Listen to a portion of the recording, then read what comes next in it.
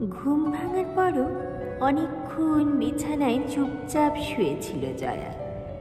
এই সময়টা তার ধ্যানের সময়। প্রতিদিন এভাবেই চোখ বুজে শুয়ে নিজেকে খনন করার চেষ্টা করে সে। কাল রাত থেকে একটা ছবি ধরা দিয়েও ধরা দিচ্ছে না মাথায়। কোথায় যেন একটা বড় রকমের ফাঁক থেকে যাচ্ছে। কোথায় যে ফাঁকটা, কোথায়? ছবির বিন্যাসে না রঙে? নতুন করে কল্পনায় রঙগুলিকে সাজাতে চাইছিল জয়া। ভেতরের পাশে যে টেলিফোনটা বেজে উঠল, বাজছে, বেজেই চলছে। ঘোর অন্যমনস্কতায় জয়ার প্রথমটা মনে হলো বাইরের দরজার কলিং বেল বাজাচ্ছে কেউ।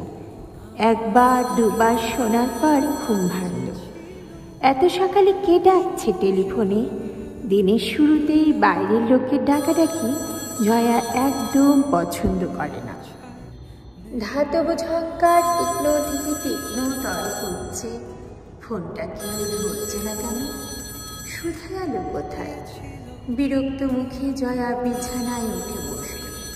নিজের অজ্ঞাতে চোখ চলে গেছে পুরনো জার্মান দেওয়াল ঘড়ির দিকে। 7:10, মানে সুধা বাজার। সকালে কেউ বিছানা ছেড়ে ওঠার আগে বাড়ির বাজার সেরে ফেলে সুধা। বাবলুর ঘুম ভাঙলেও ভাঙতে পারে, কিন্তু সকালে ধরে বসিয়ে না দিলে নিজে থেকে উঠতে নড়তে পারে না বাবলু। আর বৃষ্টি তো উঠবেই না। শাড়ির আঁচল গুছিয়ে নিয়ে জয়া ঘর থেকে বেরিয়ে এলো। যথেষ্ট বিরস মুখে রিসিভার তুলেছে। হ্যালো। ও প্রান্তে মুহূর্তের জন্য নীরব। মুহূর্ত পরে স্বর ফুটল। আমি সুবীর বলছি। একটু ভালোবাসো, একটু থেমে যাও।